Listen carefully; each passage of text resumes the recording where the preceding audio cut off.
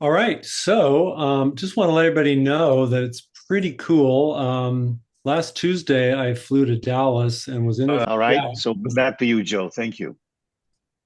Yes, because absolutely, Larry will be the king of internet gurus to be able to help us. Anyway, Well, so don't burn your hamburgers. Tuesday, Tuesday, I flew to Dallas and was interviewed by MTG, Marjorie Taylor Greene. And she released the interview with me last night at about 6 Pacific time. And in less than 24 hours, the interview had 1.1 million views on on X. So I would invite you all to go there. I'm just going to chat. Am I able to do that? I'm going to chat her X handle. See if I can do that. And just so you have it, and maybe some of you have already seen it, but I hope you'll spread it around. But I think that's pretty cool, not for any of my own flapping on the back, but to get the word out. 1.1 million views in less than 24 hours is pretty cool. So spread it around. It was a full course meal. Had like an hour or nearly an hour to just tell my entire story. There are illustrations that are superimposed in the interview. And I think it's just a fantastic opportunity to wake up our fellow Americans to what the truth really is, instead of the mainstream media and the government hiding the ball all these decades. So, with that, I'm going to leave it Well, to. hey, Joe, can you tell our audience you've been on a bunch of videos on the net here in the last couple of weeks? Tell everybody about them. Well, yeah, I mean, at the expense of burning the meat on the grill, what I'll do maybe is copy and paste into the chat. But like Clayton Morris with his redacted channel on YouTube, it's got like 2.8 million subscribers. Um, Dinesh D'Souza, um, Jimmy Dore. I'm actually going to his interview with me is supposed to be released on Monday. Former Gaetz. Congressman Matt Gaetz. Um, who else am I thinking of? Laura Logan. So in the last couple of weeks, really thanks to Paymon and some of his Freedom Law School students, we've been just banging it up in terms of getting awareness out there on the internet. So I will try to copy and paste some links into the chat, and meanwhile leave it to my robust, competent co-hosts to carry on from here. Thank you, gentlemen. Appreciate it, Joe. It's all yours. We don't know. Robust as in thick. So two people entered. Let's see if we can let them in. View. So admit all. Okay. Hopefully they're admitted. Anyway, so Larry, it looks Art, like it's just you and I. And I am sharing a screen um, that you recommended we open for tonight's lesson. So, as a reminder for the people in my Telegram and for people that are not on my Telegram forum, we left it last conversation, the last Zoom call, where we were going to discuss whether or not we should pursue well, Mark, you're off. taxation. Yeah, for all the taxation. Anyway, so we decided to also pick up from previous shows, so we have some continuity of governance. And the last item that we talked about was where to start the school, and first of all, see whether there is genuine interest from the participants. And the thought came to us that maybe the first lesson should be having the thumb drive displayed on the screen. And that was supposed to be Joe's job. Now I'm stuck with it. And so I have these are folders on a thumb drive.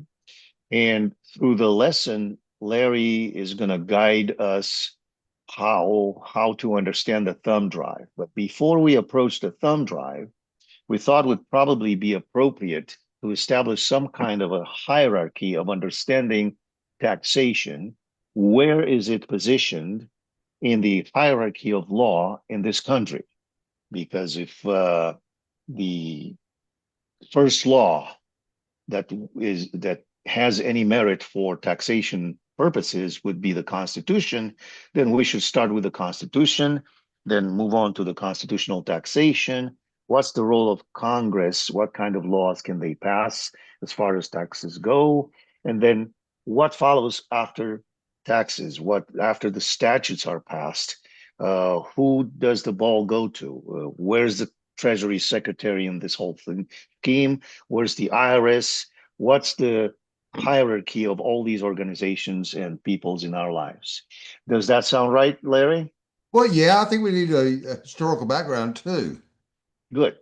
So I'm gonna let you open the discussion, and whenever you need me to open any of these I'll do folders here, that. you do Let, that. And let's start off with 1776. You know, up until that time, the only thing that you had in the way of a federal government was a loose association. You know, the states would periodically meet in Philadelphia. But in July of 1776, the states got together and declared their independence from Great Britain. They soon realized that, gee, we need to have a little bit more formal organization among ourselves. So by 1777, the fledgling states, these new states, decided we need to create the Articles of Confederation.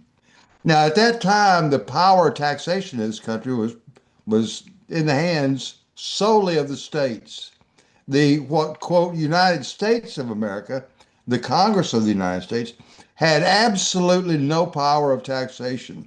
So during the Revolutionary War, in order to fund the activities of the federal government, you know, the states were required to meet requisitions from Congress. But then that was all voluntary. You know, the Articles of Confederation, which is the first federal government here in the United States, it had no power of taxation.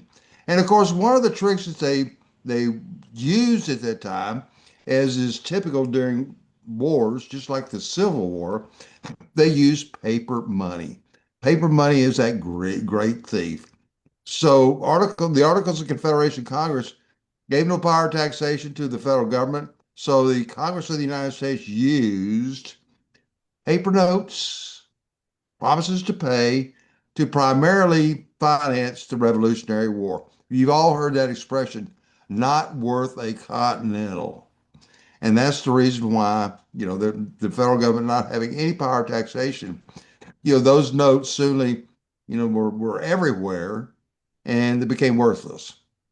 So the Articles of Confederation really existed until Congress met in Philadelphia in 1787.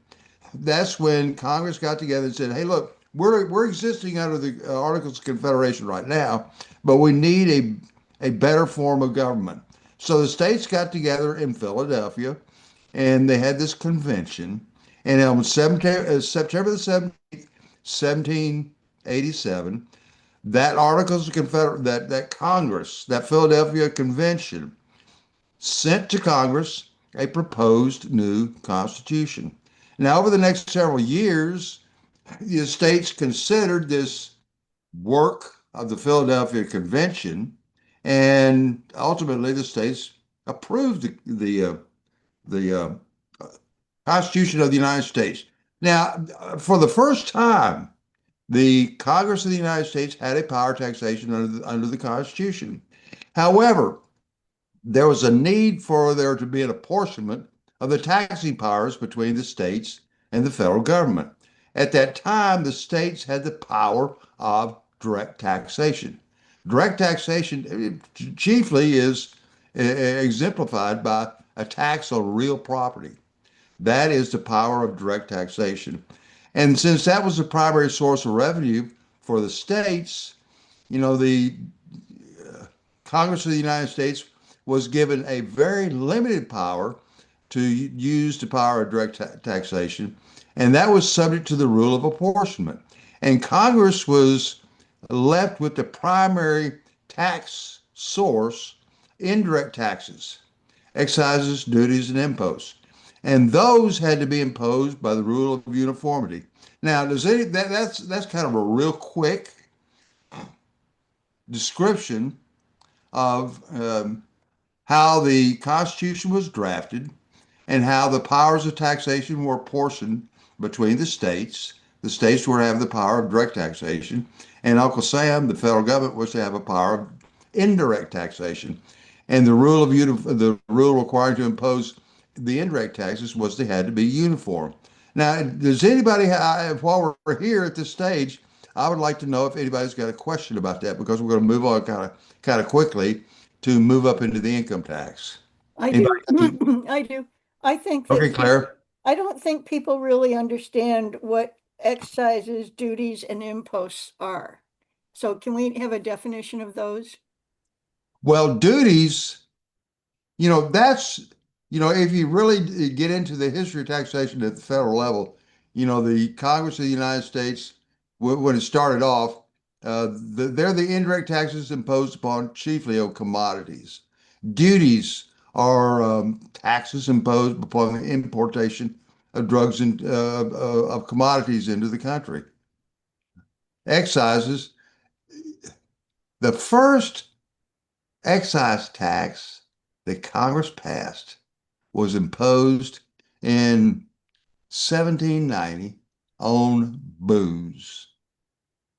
And as a result of that, boy, there was basically a civil war. So an excise tax is like the internal tax imposed by the federal government on certain commodities like booze. And we still have that booze tax today. That is an excise. A duty is a tax imposed upon imported goods. Now, if you have the access to the statutes at large, you can see every year Congress coming along and passing an act imposing taxes. And ultimately, if you get around to taking a look at the Income Tax Act of 1894, that was a part of an excise tax.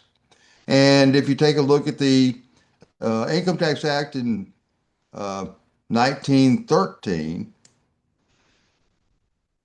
you will see that it was part two of a federal tax bill. And the first probably 50 or 60 pages of that was taxes on the indirect taxes imposed by Congress. So does that answer your question, Claire? Yes, thank you.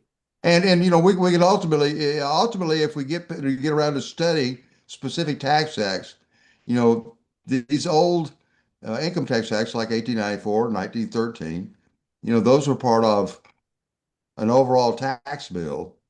And there were a lot of these indirect taxes that were in that act, something that a lot of people don't understand. But let's move on beyond that. Congress really existed. The only time the Congress imposed some direct property taxes prior to the Civil War was during the War of 1812. And this issue of the states having the power to tax directly, those taxes were imposed upon real property.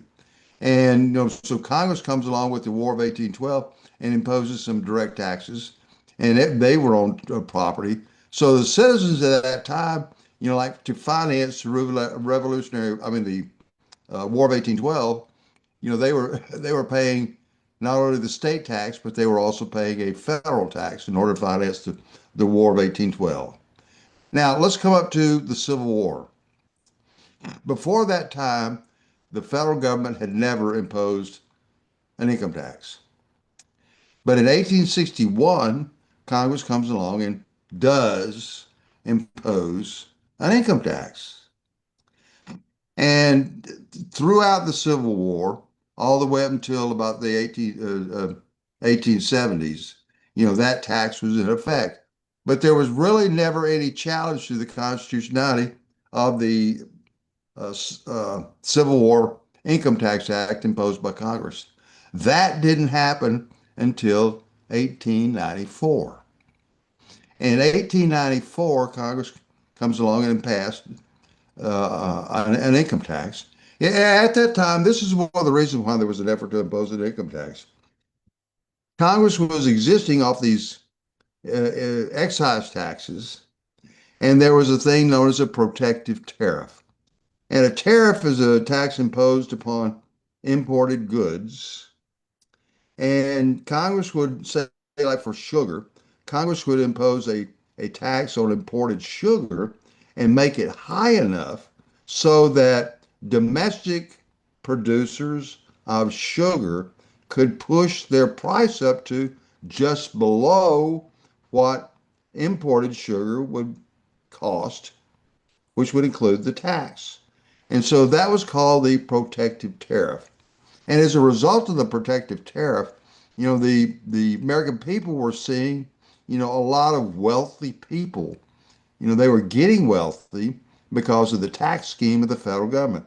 The federal government would impose these protective tariffs, push them up high enough so that the domestic manufacturers of these products, like sugar, oil, they got to be wealthy because in order to, the competition which would come from abroad, the price was pushed up very high so the domestic manufacturers could produce and sell their products for prices just below what imported products would cost.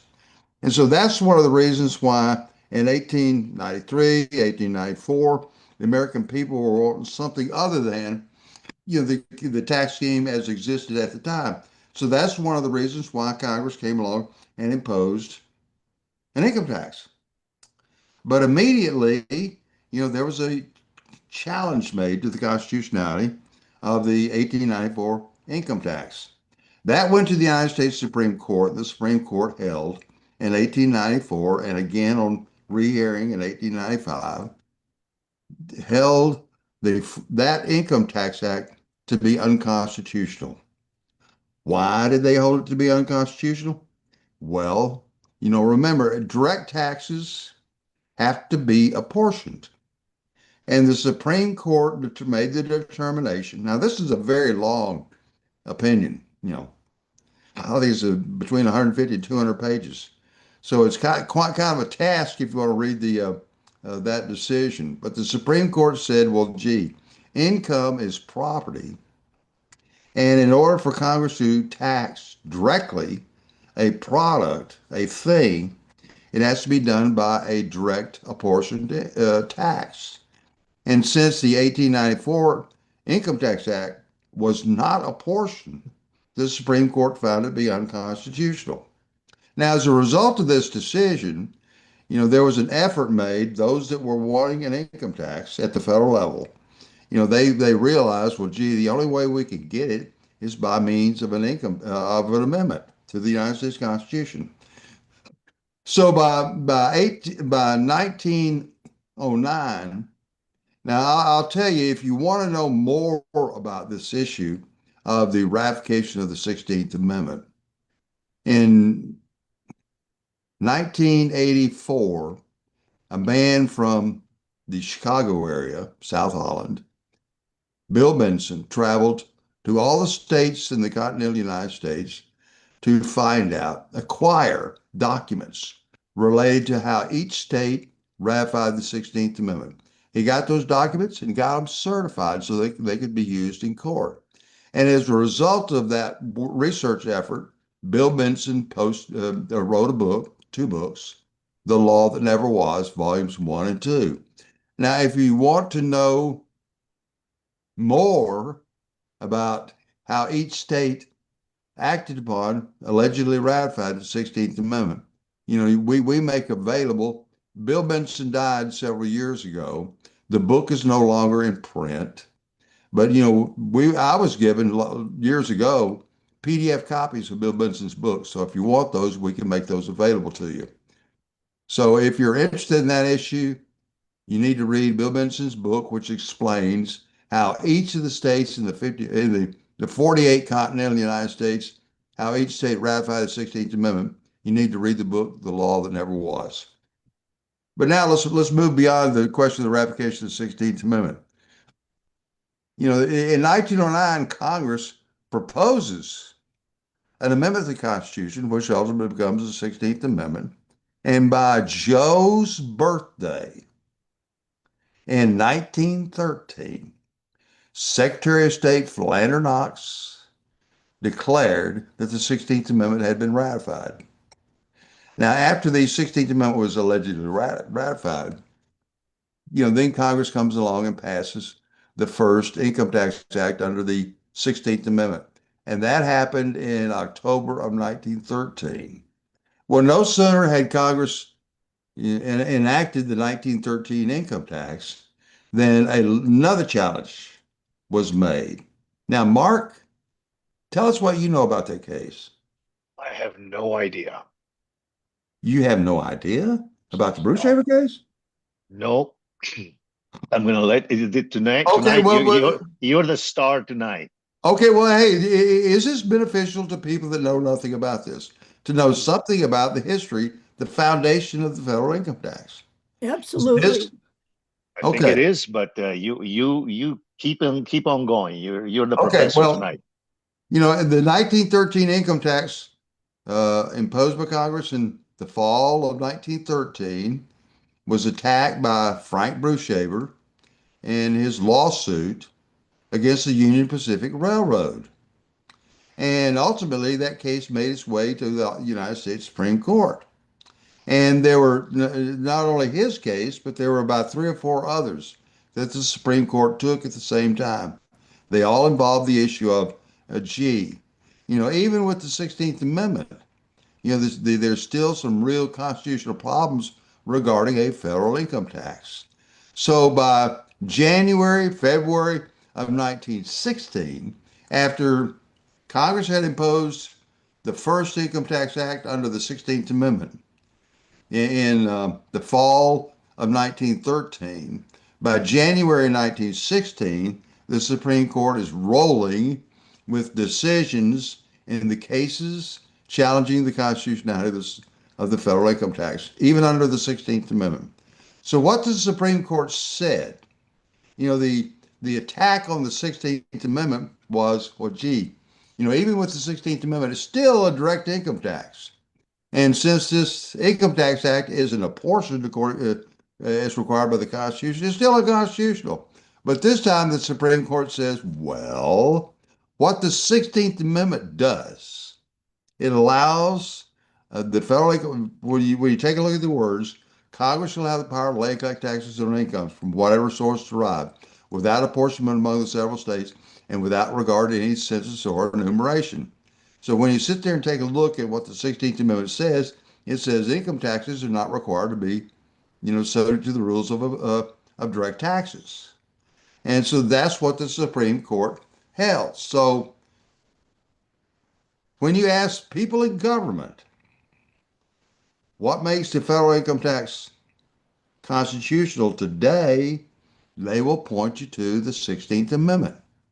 And if you make the argument, it still requires apportionment, as all direct taxes are required to be apportioned if imposed by the federal government. Well, the ready reply to that is that the 16th Amendment eliminates that requirement. And so a federal income tax only is required to be uniform.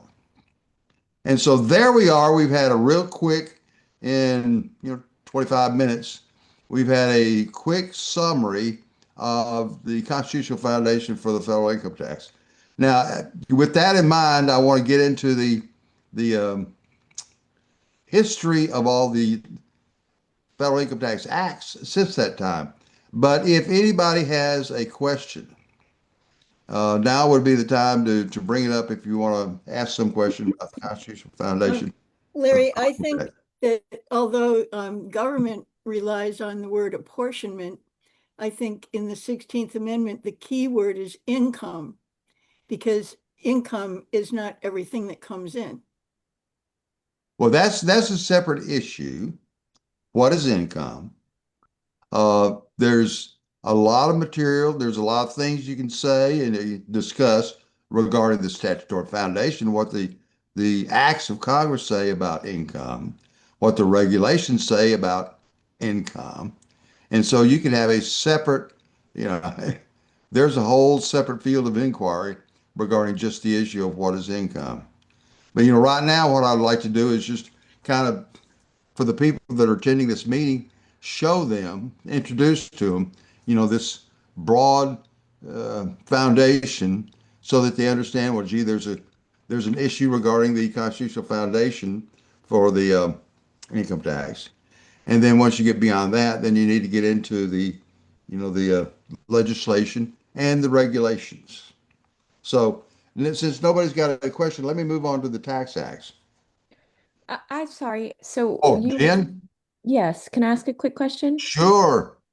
The direction that you're headed now, I know you said that people will say that the 16th Amendment eliminates that requirement.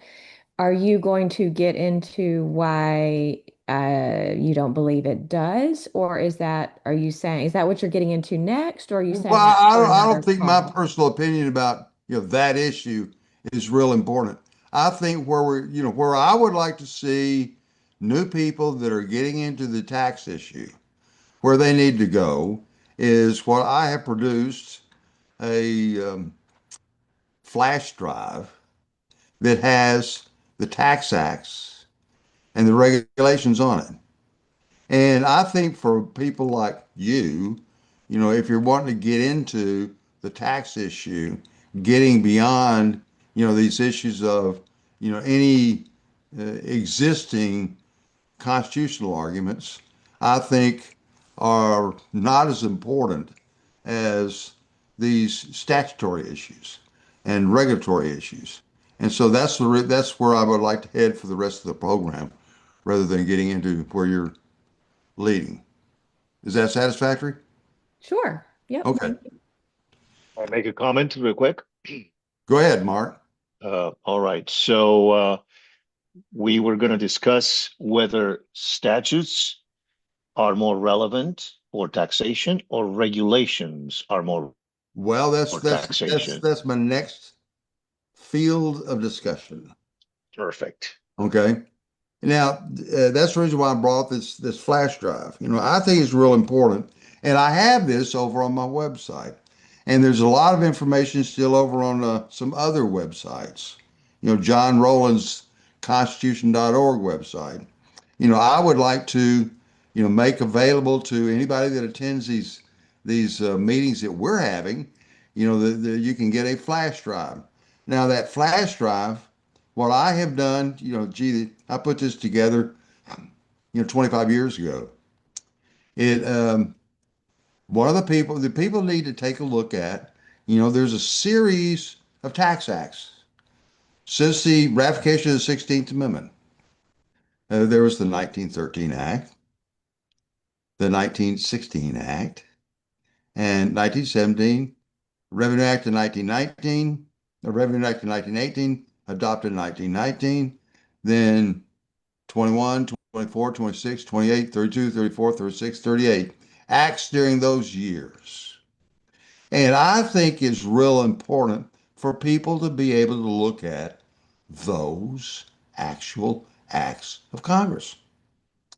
And then they also need to have available to them the regulations that the Commissioner of Internal Revenue and the Secretary of the Treasury, adopted for the enforcement of all of those acts. Now, all of this is available. When I was digging in, when I was in law school, I had, I think, 2 semesters of taxation, but it was very, very basic. And if you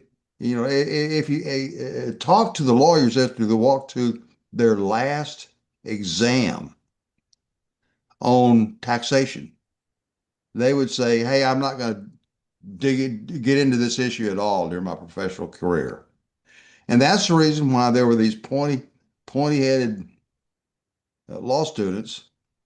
They got interested in tax, and they went to these tax schools like New York University. And so if you run into tax lawyers today, most of them are the products of these specialized tax schools. But I have also learned that, even those lawyers, they know nothing about this old stuff. I've spent my professional career defending people charged with tax crimes. And I've had a whole bunch of IRS agents get up on the stand. They're going to say, well, this guy owes so much money in the way of taxes. And they then proceed to explain, well, how did they calculate this amount?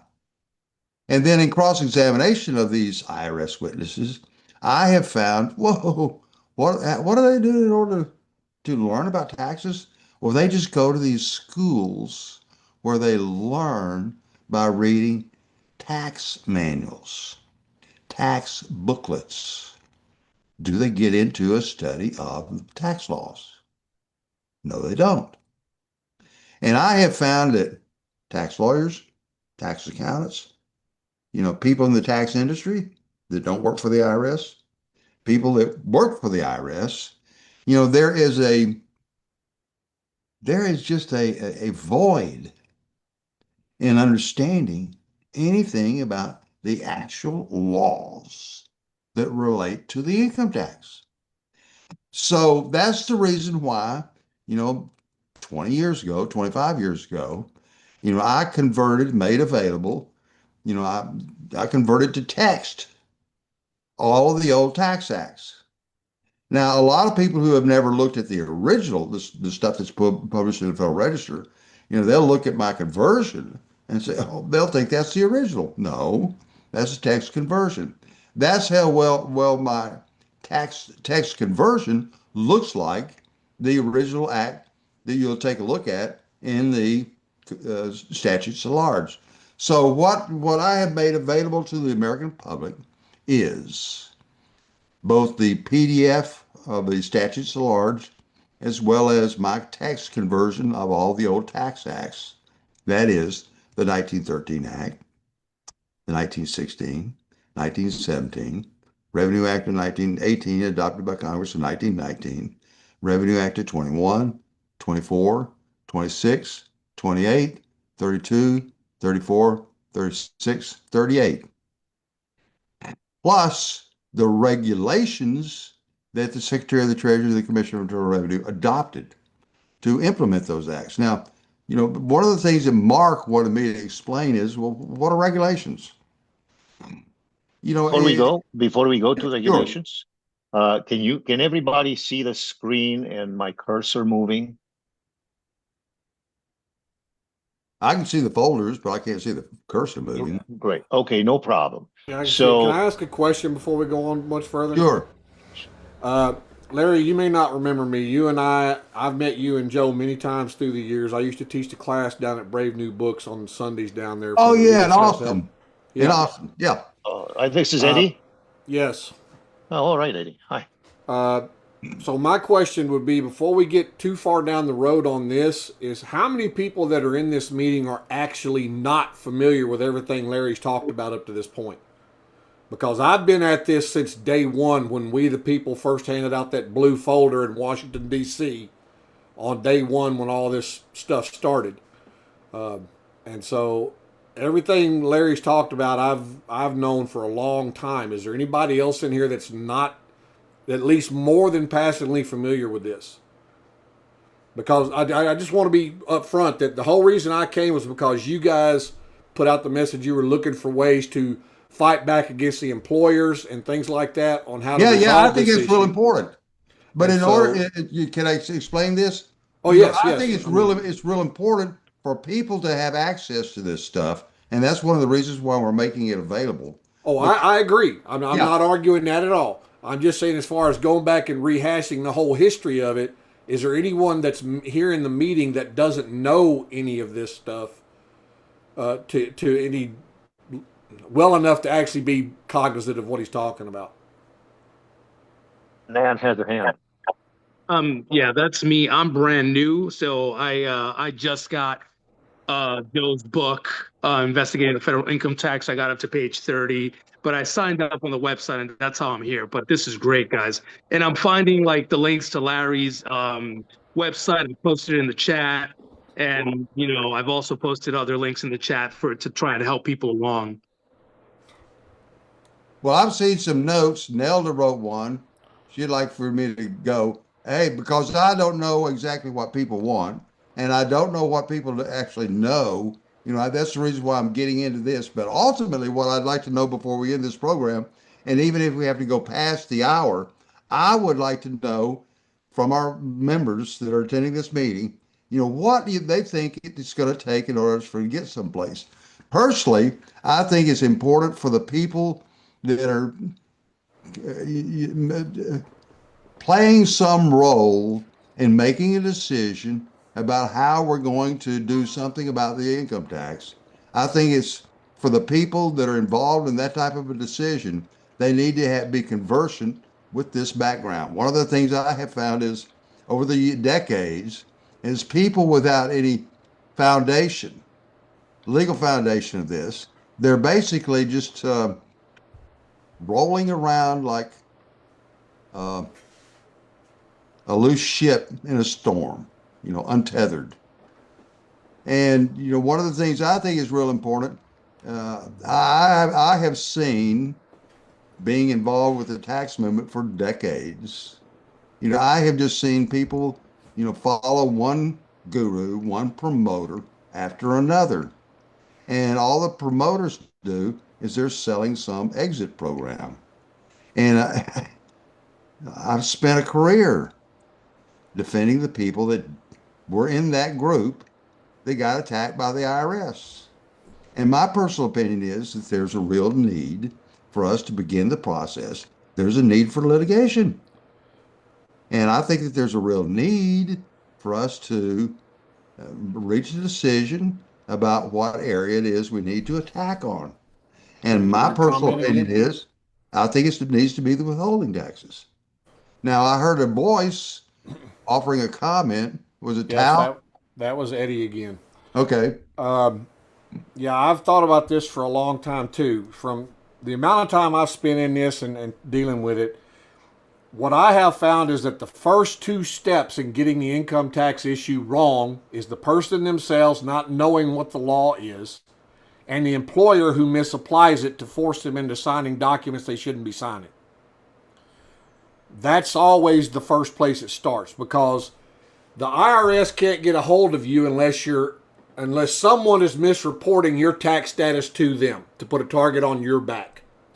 And the way they've written the law is it doesn't matter whether you actually owe the tax or not. It's the claim that some third party is making that they paid you for it that you have to refute.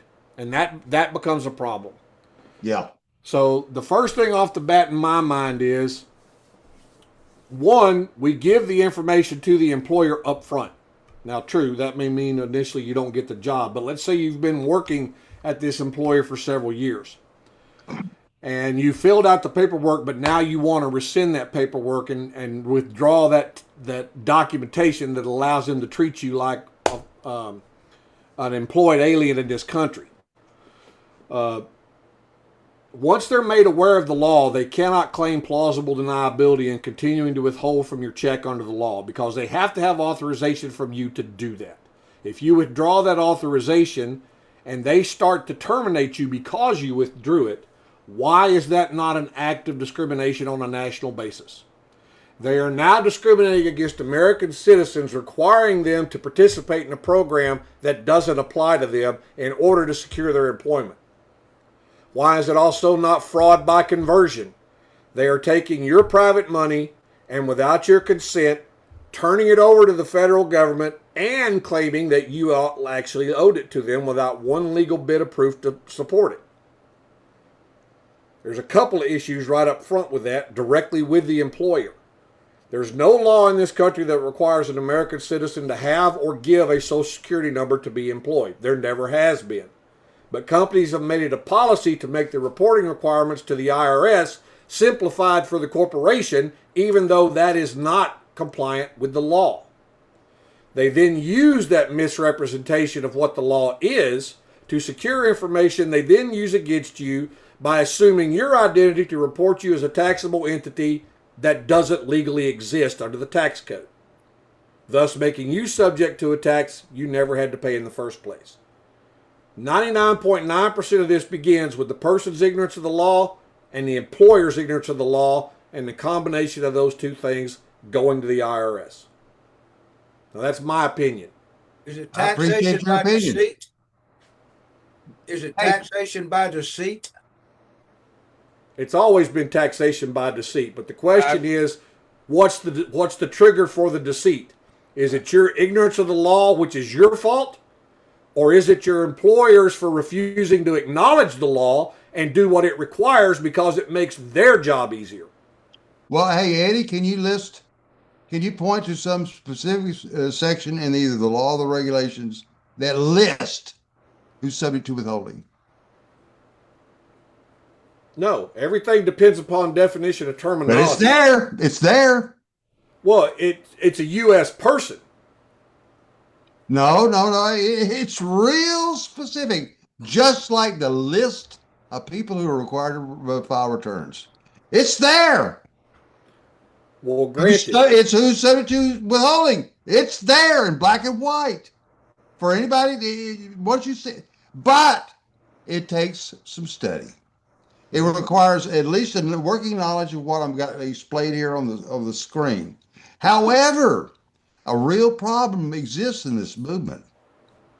You know, back in about 2002, there was an internet magazine, and some girl that was an author of an article published in the internet magazine. Her name was Lisa. And she came out with the Act of 1871. And we're now going on, several decades of that still being promoted. Now, I've got over on my website. My website's the Dixieland Law Journal. And you can look around. I got a little category, problems. And I list a whole bunch of bad ideas that have come through the freedom movement. And this freedom movement has been subjected to a whole bunch of trashy, baseless legal arguments like the Act of 1871. And if you want to see some of the utterly baseless arguments, you go over there. But I don't know how many of our people, but I know that Eddie's seen these people. Those people are out there still today, and they mislead people. And my one of the things I would like to get accomplished is to get around to. I don't think we have a whole lot of time left. I sent to, and I don't think we'll get around to showing it tonight, but I sent to Joe, who's not here, a short video clip, of some girl making an argument about how fast AI is putting together, the ability to, gather information off the internet to make a determination about what everybody makes, just as it is right now with AI.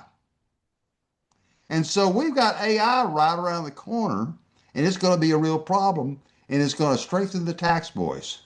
So unless we move beyond, these trashy, baseless, con men argument like the Act of 1871, we're going to be at the point where we're never going to be able to recover.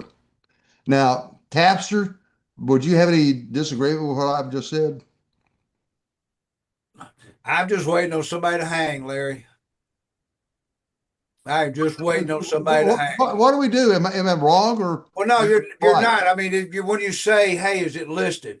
I mean, it's been listed since what would be the very first one, 1861, basically non-resident aliens, foreign corporations, and American citizens working abroad or with income from abroad. It hadn't really changed since 1861. But, I mean, that's a big but. This gentleman said he was in Washington, D.C. when Joe handed over that file with he and Bob, and you can't get a fair hearing in these freaking courts. We got a system that is corrupt top to bottom, and we're not getting anywhere. I mean, Well, I would disagree with you. I would say that I'm listening. Okay, there are things we can do legally, and I know because that's my field of work. And I would like to, I think we need to file some lawsuits that are related to the withholding issue. However, it cannot be, subject to public discussion. I've been down that road before, bringing out, do a whole lot of work, expose it to a bunch of people, and say we need to do something. But then come the gurus, the Thurston Bells, and off they go. They know more than, and they'll kill an issue. And we've had more killing of issues by gurus in the tax freedom movement than anything else. I consider a lot of these promoters are right in that category of they are our worst enemy. Well, Thurston Bell was his own worst enemy. Oh yeah. I'd like to clarify something for Eddie, since he asked the question about whether or not people are familiar. Eddie, what we're doing here tonight is one of the first attempts to see how many people would be interested in a course based on Larry's thumb drive. So what we have displayed on the screen are the folders in the thumb drive that Larry makes available through Joe. And we were going to discuss a little bit, try to look into some of these folders in light of the hierarchy of authority, starting with the Constitution, how it trickles down to Congress and how they pass these laws. And then once those statutes are passed, or statutes at large are passed, what's next? And some people are not at, let's say, your level of understanding, and I know you have this because I've listened to your programs, but I would say the majority of people in the call would not be able to make that claim. Is that a good answer for your question? Well, I wasn't worried about them having a specific legal knowledge of it, just a general understanding of the things that Larry was talking about. If they've been at this of any length of time to study it from the same sources Larry's talking about and is trying to make them aware of. Like, for instance, when I first started this, I was actually working as a consultant in Virginia and Maryland. And I was going into D.C. every single day. And while I was there, I had several meetings with the IRS commissioner and the Ways and Means Committee attorneys, and was, I guess you'd have to say, I went to discuss portions of the income tax code with them, but it turned into a big debate on the income tax code with them.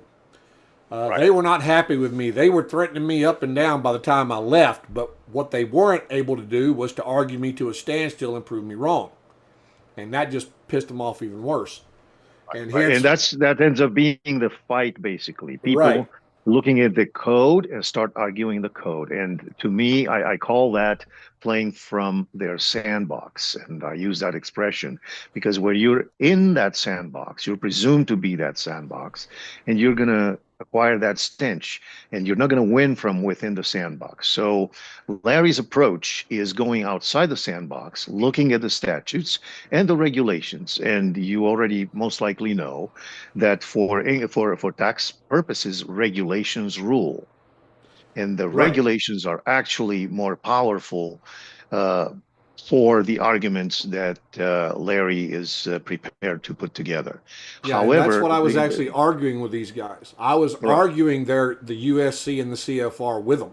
I wasn't going with their debate. I said, look, what you're saying is not what this says. And what you're saying it says, you're saying came from over to in this section, but that section has to be read in conjunction with this section. You can't read them as if they don't work together, because they do. Right. So just in case, I know you did not participate in prior IRS calls with Joe, but what we're trying to do, and this is valuable for even for newcomers, we're trying to gather to revive to some degree the tax honesty movement and get enough people that are actually interested. Their skin is in the game, without too many infiltrators that would help us have 500,000 people that could comfortably donate 50, $100, so that we can start this litigation in the proper courts that we believe will bring together a suite of lawsuits that will work together to putting this baby to bed. That's what we think it would be the solution. Now, do you have any other thoughts on that? Yeah, actually, one of the reasons I'm here is because my landlords are fighting with the IRS right now, and the wife is fighting with her employer. She's tried to get them to change her tax paperwork and stop withholding from her, but they refuse to do it. And the IRS is now sending notices and liens to actually my address, which is the house I'm renting from them. They come to me before they go to them, so I see all of them. I don't open them, but I know what's in them. And they're going through a big brawl with them right now.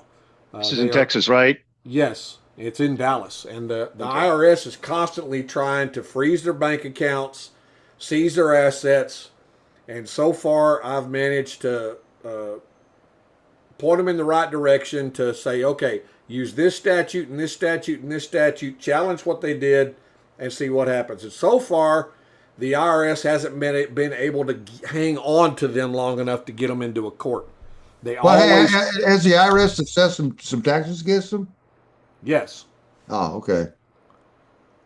Yeah, they're in the collection mode now.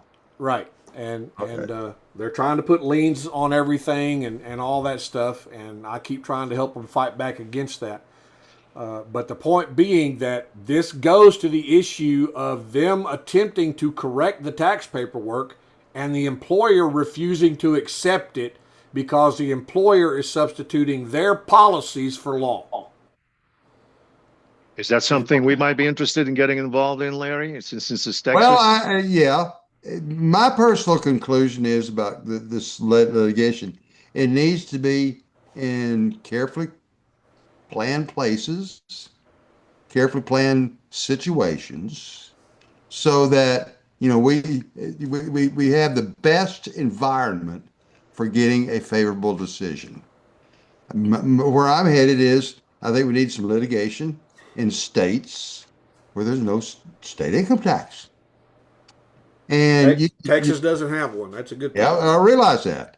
You got Tennessee, Florida. Hey, Washington is getting ready to get one. But, we have about 13 states that don't have a state income tax. I would like to have, and I don't want to explain all the strategy involved, but, there are strategies involved in carefully planning what we're going to do. And the purpose is to achieve or be in the best posture for getting a favorable decision. However, most people want to, because we never plan. The only thing we ever do, it's like my clients get indicted. There's never a plan. Everybody just, I'm just going to run from the tax boys, and I'm just always being pursued. Well, that is not the best environment in order to raise these issues. Hey, Eddie, real No, quick. the IRS wouldn't be the plaintiff. I think the plaintiff needs to be, a carefully planned test case to challenge withholding. Are you done, Larry? I had a Yeah, question yeah. for Eddie. Okay, good. Eddie, do you think this employer wants to keep their job? Would they be willing to sue their employer, the employee, or your I landlord? don't know what her mindset is about that. I know she loves what she does. She's a volleyball coach Yeah. for a league, but I don't know how willing she would be to take that on. I've told her she might have to, and she just kind of looked at me like, maybe, maybe not. But I couldn't tell you for sure. I'd have to actually ask, and I'm not sure she'd want to tell me even if I did ask. But the point is, I know that I've helped them where they were willing to listen, and when they did do what I told them, it worked, at least temporarily. But and I've told her I can't tell her how many times, you have to get your employer to change your paperwork. The employer doesn't get to choose what paperwork you file as far as what it contains. You just need to make them aware that that paperwork applies to certain persons and not every person. And the federal law backs that up. Not every single person is required to fill out those specific forms they want you to fill out to be employed, and they need to learn the law on that. Yeah, and we know that, and we talk about that in these in our forums. But the question still remains: what would be the solution for everybody? Because what you're I describing agree. is what we see with everybody else. I'm sure you know of Dave Champion, you know of Thomas Freed, and other people that offer assistance. There's a lady, Lisa. What's that site? Fockery, Larry? Yeah, legal property. Illegal foddery. Okay, so people that offer solutions, and uh, it's one client at a time, basically, and it's for this year. And if they get correspondence back from the agencies, be it state or IRS, then they have to go back to them, and they reprint another letter, and everything starts again, because everything is year after year after year. So it's a never-ending scheme. Plus, the employer doesn't necessarily stop withholding, or if they have business associates, they don't stop issuing the 1099s, et cetera, et cetera. So what Larry's thinking of doing is putting an end to all this through a strategic suite of lawsuits. And in order to accomplish that, we need people like your organization. You have access to, I'm sure, at least several hundred people. And if you know them, and if you can trust them, and there are no instigators or infiltrators or people that would immediately uh, try to block our efforts, we think the best effort would be, like I said before, have several hundreds, if not thousand people to be able to afford $100 donation, so we can start these lawsuits, which we consider as good test trials, because one would lead to the next, which would lead to the next, to the next. And we feel very strongly that we can pierce through this veil. Let's find a so-called employee that works for a so-called employer and file it. I mean, we can get the money. I'll send 200, 500 right now. Right now, we've been talking about this for 4 or 5 weeks. Can we start it? I mean, do we have anybody that that is ready to? Well, I We've been will, lied but to. Larry, we've been lied to all our freaking lives. no And, kidding. and this gentleman, whoever it is, Ed, whatever, he knows it. Mark knows it. You know it. Joe knows it. Half the people on this call know it. But we can sit here, we can go through the history every week, but until we actually get a case and say, okay, let's go to Tennessee, we're going to go to this employer, and this employee is saying, yo, this is what it says. I'm not this person. Tell me why the hell I'm wrong and you're right, and get that gun pointed to somebody else instead of directly at my head. That's the problem, is that this is a generational thing. When I was 7 years old, I was sitting there watching a basketball game. Dad walks out with a Piggly Wiggly bag. And I said, Dad, what are you doing? He said, I'm paying taxes. It cost a lot to live in a free country. That would have been in 63. And, and that's the way we've grown up. That's the way, I mean, we have been in this environment for a long, long time. We have been lied to for a long, long time. Yeah, but now back to my original premise here. Where does that lie actually begin? The kids learn about it from their parents. The parents learned about it from the first job they ever tried to get. Everything starts either in the home or with the employer as far as the misinformation is concerned. No, it starts in the hospital when your freaking kid is born. You check that box and, hey, here's a social security number. Well, the social security number doesn't, but that's kind of a misnomer because just having a social doesn't. I mean, I hear what you're saying, Ed, and understand, but it's not a misnomer. The simple fact is that we have been following a path that was created through the act of deception from day one. My grandmother was born in 1906. My dad was born in 1934. And they have gone all the way through. If you look at the history of this thing until this, what was it? The 8 persons, employees with our employers with 8 employees or more back in the 30s under Roosevelt is when this friggin' socialist bullshit started. And it has just continued and continued and continued and continued on. It's government. Big government is a beautiful thing, according to big government. For those of us that have basically been responsible for our own lives, that have raised our kids, that don't have a ton of debt, that didn't think we had the debt, that we produced more than we've consumed, we've been screwed. We've been lied to day in and day out. I want to find get the case started.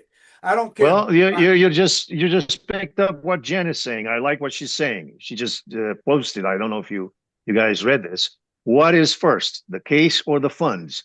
Can we be proceeding with both? To Jerry's point, can we start a funding account to people for people to start donating, and for somebody like Eddie to share with his listeners who are interested in participating? So these are good points. I mean, she's where a do you practical... want it set, Mark? I mean, well, hey, the first step what Mark and I and Joe came up with, we want to make available. It's real important that people get the flash drive, and I put together another flash drive because people were asking, well, in addition to the law, what about the regs and and all this other historical material? Well, I got that in another. We thought making available flash drives. How big is the data file, Larry?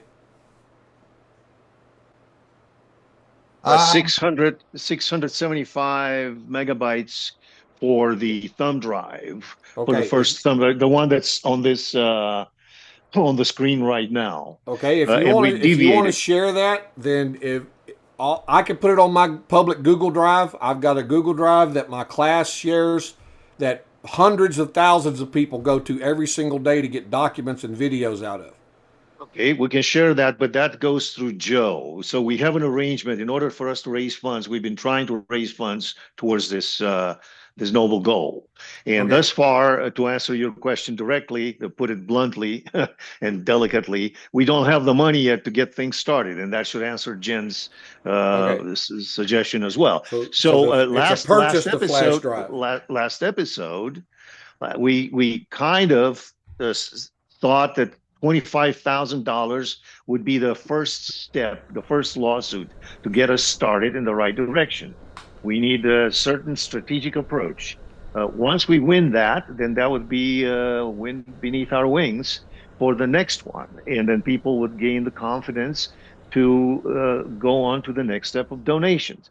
But we realize people don't have money. So unless we have some numbers, we don't know how to go about this. We're not in the business of collecting money. We're not collectors.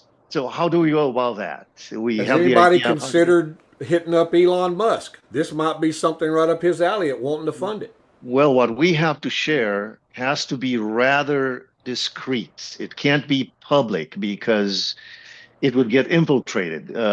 If people start asking questions, we start talking strategies, then they'll be prepared. And we don't want them to be prepared. That's why we're kind of keeping these calls to people that are directly involved, that have real issues. They themselves are co-interested in this, and hopefully they'll realize very soon that we need to come together and finance this thing.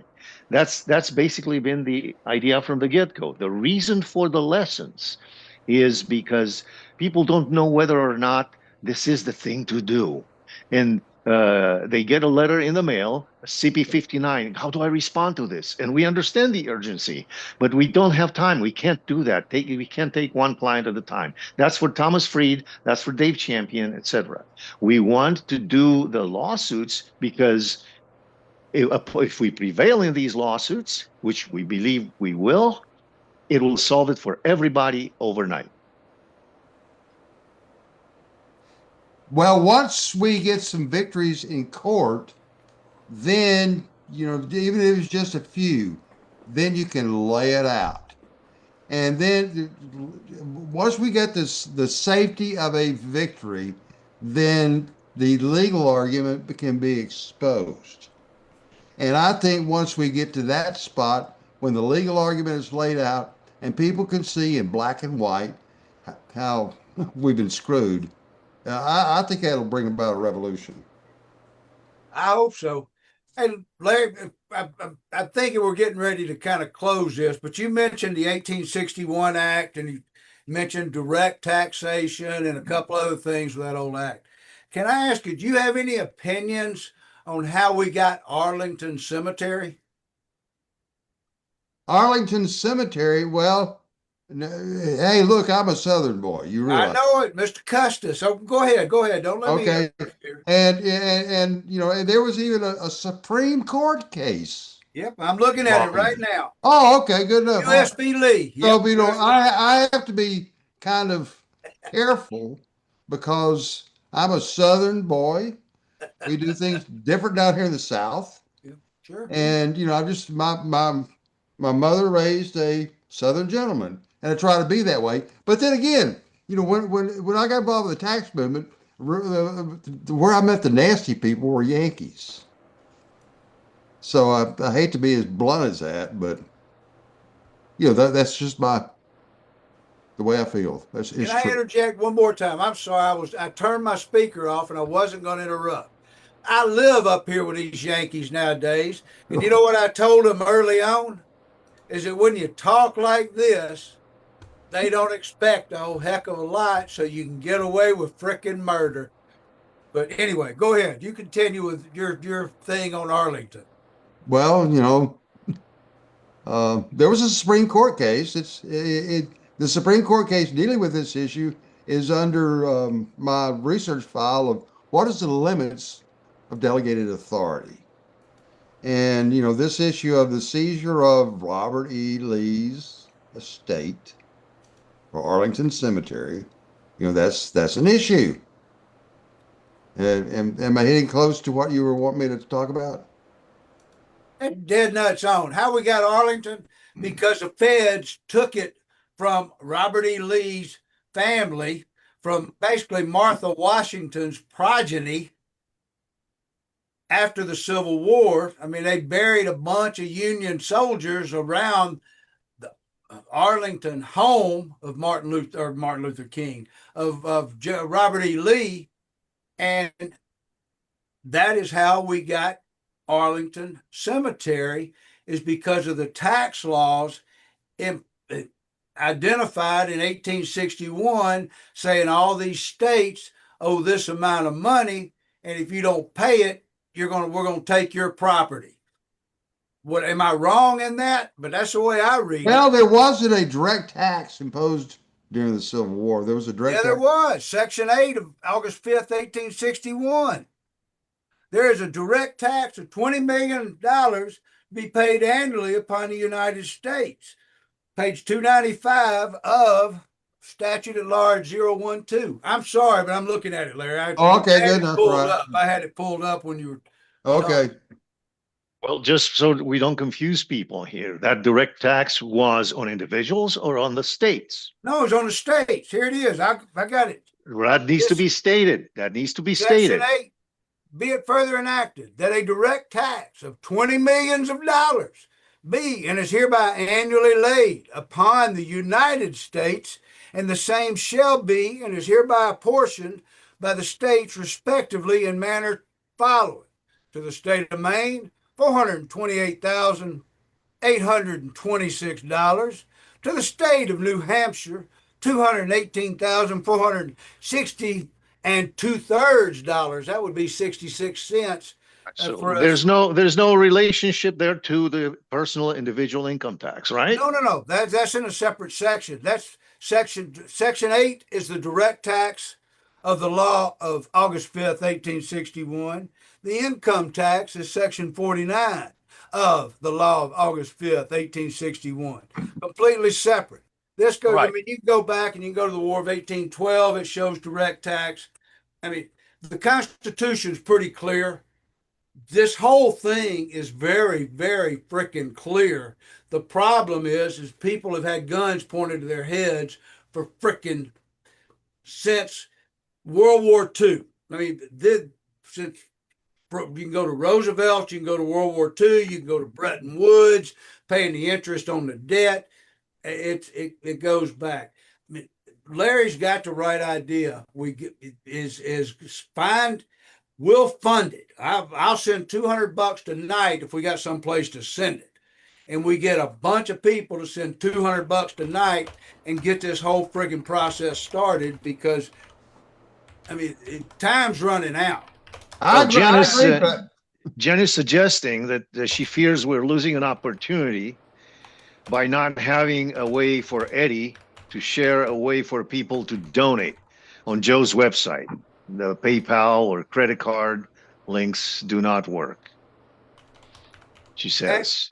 Joe set something up called a tax honesty fund, and we'll put money in it. Just keep a good accounting of it. I mean, hell, you know the accounting side of this thing. Keep an honest accounting of it, which I totally trust Joe to do. I have no question as to Joe's integrity, Joe's honesty, Joe as a man. Most of us have no problem thinking that if we're putting this together to try to fight this battle in court, here's a location we can put them and put it to it. And I trust Joe will be able to handle the accounting of it. And I pray that Larry will be able to put together a friggin' legal argument that is going to tell these son of a bitches that we're done with this idiocy that's being forced down our freaking throats. I'm sorry for my direct, not a GoFundMe account. I don't think that's the way to go about it. well, hey, Tapster, let me just tell you, I have thought about what needs to be done for decades. I know you have, right? And there's more than just. I think a lawsuit over withholding is real important, and there's two primary arguments that relate to withholding. But then there's also Joe. We've even got a test case involving Joe. But there's a need for us to expand the decisional authority, is what I call it, the favorable case authority on the Paperwork Reduction Act. And we even had, I think once you understand the currency transaction reporting laws and really examine them and how they comply with the Paperwork Reduction Act, what you walk away with is this: Treasury is really international. Sure. The jurisdiction of Treasury is international. And once you get into the way the Treasury operates in reference to the CTR laws and the display of OMB control numbers, wow! I mean, talk about just laying it out in black and white. Larry, Wow. Treasury's international. we need to be specific that there's no only before that. So we need to say only international. Well, the system wants to sit there, and it's been striving for centuries to get that domestic jurisdiction. And boy, it likes to paint the picture that it has this international agency has a domestic jurisdiction, which is false. Now, hey, there's a lot more to all this. Planning the litigation and carrying it out. But if we're successful in it, we can really change things.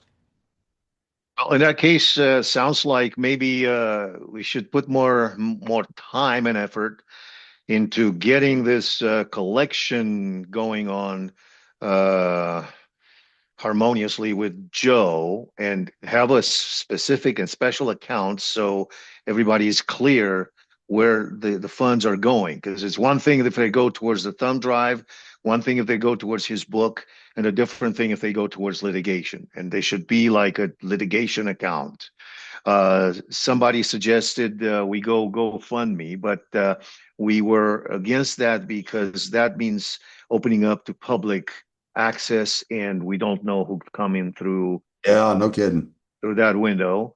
So we have to be careful in the same time. So we figured if we go with people that are in these groups already, we know they're genuinely interested, and their butt is on the line, and they would be willing to eventually put forth the extra $100 on top of what they already paid for their helpers out there to fight the fight in courts. So use us as proxies rather than they themselves have to put themselves in front of the employers and try to convince them and arm wrestle them and risk their losing their jobs or losing business associates, et cetera, et cetera. Because if we could nail this within a year or so, we could have sufficient case law that now any employee could say, okay, I got this case law. There's an attorney letter, and maybe Larry would be willing to put together a template like all these other people do. And you can take that with attorney or law firm representation, take it to your employer, and that'll be the end of it. That's what kind of we envision for the future, in the near future. I don't mean to speak for you, Larry, so just back me up or I not. agree. Right. But it's got to be stronger than what's been done in the past. I've just seen a lot of wild, crazy stuff. That legal fuckery now, Kit just communicated to me that it takes $5,000 to sign up for her group. Oh, really? That's what I'm getting. It sounds like legal fuckery to me. Yeah. Yeah. Is Joe comfortable trying to set something up where we can put Yeah. money Hey, look, Joe's even agreed to be a plaintiff in one of these CTR cases. Okay. But then, we would be moving forward with it right now, except one of the parties that we brought into the fold on doing all this, he's supposed to do some stuff, and I complained about him not doing stuff, and then his answer was, well, Rome wasn't built in a day. Tell So, me we're all getting older. yeah, Yeah, we're all Yeah. getting older. Yeah, Rome was destroyed a little quicker than it was built. yeah. But if we would get something rolling and moving, and then we could set up a core group of people that can keep their mouth shut, we could really make some progress before AI kicks in. That's needed. I mean, Yeah. yeah. Well, they're going to replace the litigation with AI. You're not going to have an attorney sitting there or a judge. You're going to send your correspondence. You're going to get a kickback. So saying frivolous, who are you going to fight? So until we have Legal AI legal stuff I've seen is all trash. And And I've got people like Matt McPherson. Oh, what AI are you using? The only thing I've seen is trash from AI legal.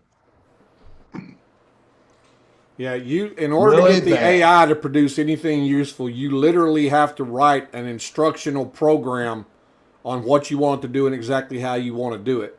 It's basically programming the AI the same way you'd write code for an application on a computer. Kind of like statistics, right? No, not at all You like set, yeah, you statistics. set it up, tell you whatever answer you want to get. Well, you have it. Okay, you remember back in the days of the mainframes when you had to use punch cards? Sure.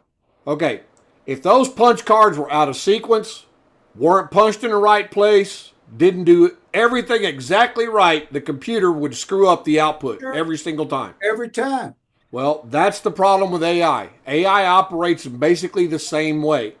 Your punch card is the directive you give it, and you have to punch in enough holes in that directive in the right order and in the right way to make the AI spit out what you want. I spent the last 3 months grooming the AI engine that I use to produce relevant legal research, but I do not ever let it do legal writing. Now, it's gotten to where it's really good at finding me actual cases that I can go personally verify that have the information I need. But it's a 10-page instruction set that tells it how to do it. Sure. Wow. Again, statistics.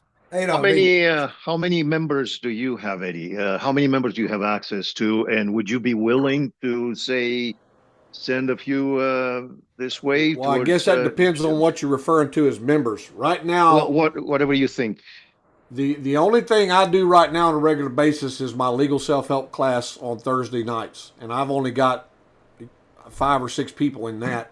They try to get a lot of other people joined. Now on the free Thursdays, the first Thursday every month is free. We have a bunch of people show up for that, but nobody ever wants to come to the regular class.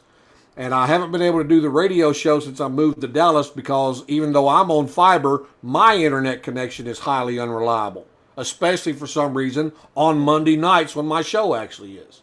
It'll go out 5 times in an hour on a Monday night. But so the only thing that I can reach them from is my YouTube channel and my legal blog, where I do, I just write articles for the hell of it on Texas law and some questions I have about how it works and why it works that way and why can't our judges and attorneys read in this state and so on and so forth. Yeah, we found that the easiest way to get money is if you help people with their their own personal case, and they'll pay, $2, $3, $4, $5,000, no problem. Yeah, But it's much harder to get 1,000 people to put $100 for several lawsuits to solve everybody's problem. right. But that's because they cannot relate to the value of it, and that's where the thought Nelda actually suggested that we should start a law school. And so this was our first attempt to doing so, and I think we kind of failed at that. But Larry had a good start there. Maybe we'll continue. We'll see. So we're trying to be creative about how to come up with not for free, but we put like at least 7 lessons so far, or eight meetings, donating time and all this towards this endeavor. And we still don't have a means to get at least even the first stage is 25 grand to get things started. Yeah. So, Well, I can tell you from experience what I've learned about that. If you give it away for free, nobody will read it. Nobody will pay any attention to it because they consider it worthless. No matter how valuable it is, if you don't attach a value to it, why would they? The second thing is if you charge too much, then they're going to turn around and see you trying to think that you're trying to scam them, like your legal flockery site. $5 grand to do what exactly? Have you send a letter that I could write? No, thank you very freaking much. Okay?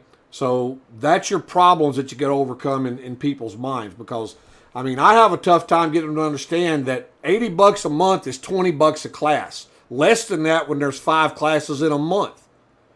And I teach you everything the lawyers do in court when they go to fight these cases. I try to teach you to think and talk and act just like they do and use their own rules to beat them black and blue.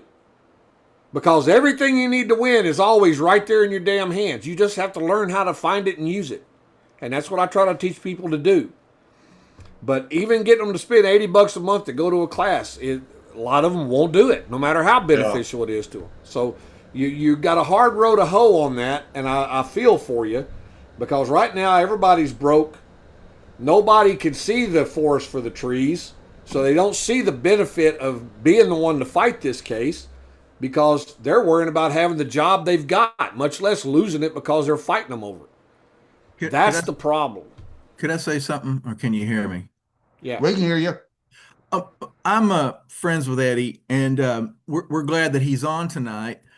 Mr. Beecraft, we know that you're an absolute icon in all of this, and what you're saying and what Mark L is saying is good. But we all have to be discreet of who gets all the information. So that's why I was trying to suggest to Eddie that somehow that maybe Mark L and Eddie could get together offline, maybe by a cell phone or something, and speak and put together exactly what you have in mind, exactly what he has in mind, and then everyone else, once they see that you guys have got the ball rolling there, then we can start donating money towards another issue so that this works.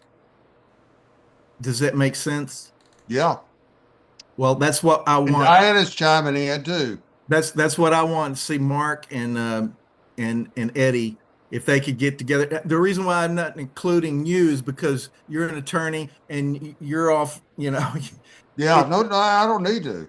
Okay, good. And then they can, it's just the way it needs to be, I think. And I think something is really, really fixing to happen in all of this, because Eddie's the perfect with you guys. Does that make sense? Yeah. Okay. I'll be quiet now. Well, hey, Mark, I wonder, here it is, 9:31 my time. And, Joe usually signs off before this time, so I don't know whether we've exceeded our time limit or not. Well, I'm going to leave tonight to your decision. You're the professor tonight. And if people want to continue, we can continue. Joe is very careful with my time of having to edit these programs. So, if you guys want to keep going, as far as I'm concerned, we can keep going. If not, we'll wrap it up. But I would need to call Joe to tell him to turn off the program, because he's not right now. He's barbecuing. Okay. Well, he had some family obligations. He calls them barbecuing. Okay. Hey, Mark, I got to commend you. You're doing good, but the videos are coming out. You're working hard.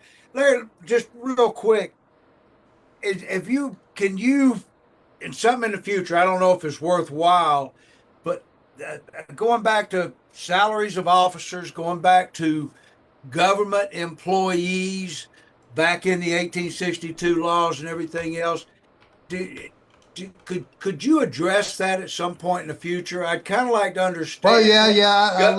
Let's talk about it separately, you and I. Yeah, okay, that'd be fine. That's something I'd like to get a little more understanding of. But anyway, good. Thanks. Great show this evening, folks. I appreciate it. Really do. Well, one of the things I want to know is what do the people want to do? I have my own ideas, but I think it's real important for us to get some litigation going. And I think once we get the litigation, and if we can get some favorable results, then the whole of America can be exposed to how withholding works, how the income tax works. And I think at that stage, well, I don't want to say what I think will happen. Well, who would we direct the first round of litigation toward? That's what I'm working on. That's something we would be talking about, Eddie. Right. How do we get in touch, you and I? Do you have a Telegram account? I do not. The only way you can get in touch with me is either via email or my phone number. And do you and Tim have each other's phone number? Well, if you post it, do you know how to post it in chat here in this? No, I know Zoom? how to post it. I'm a computer guy, so I'm very familiar with that. But Okay, the one great. thing you will never see me do is post my phone number publicly. I I did that gotcha. once and had to change it because my phone never stopped ringing 24/7 for 10 years. It didn't stop ringing. My, Oh, my, Don't give out my phone number anymore. yeah, I'm Tim, under the name Robin. That- But Helen spoke to you last week about speaking to Eddie, so I didn't know if you and Helen had a way of getting hold of one another, and then Yes. okay, then you can get a hold of Eddie through Helen. It's. I just think it's better to be discreet that way, and then once you guys are more comfortable with one another offline, then the ball will be rolling. Does that make Oh, sense? I'm Well, comfortable with Eddie. I met there's my Eddie. email. I put my email in the chat for the Okay. Tile of Law group, so everybody can reach me through that. But the one thing I'm very, very selective on who gets my phone number. Well, just so you know, if I'm going to send you an email, and the email from me is mark@marklucas.com. Okay. So you'd be looking out for that, and hopefully it'll make it through. Okay. Okay. And if not, I'll try to contact Helen, and we'll get in touch with each other. This coming week, okay with you? Yeah. Very good. Mark, is one last aside. Whatever Eddie's doing with this class, I heard him mention it. Could you post that in the what is it, most tax or what? I forget what. No mass tax. Yes, I Most will. tax. Could you post that? Just let us know, and that'd be something I'd Hey, be interested in listening to as well. hey, Certainly. group. So Eddie has a free class every month, and I'll send you an email if I can, or Eddie can, to give you access to the free class that starts up again in May, and you can come attend, and we can discuss anything you have. Yeah. If y'all will use the email address I've sent you and just tell me in that email that you want to be added to the class notification list, I'll put you in the contact so when I send out a class schedule, you have it. But just remember You tell of law at gmail.com, Yes. Eddie. Okay, Yes. thank you.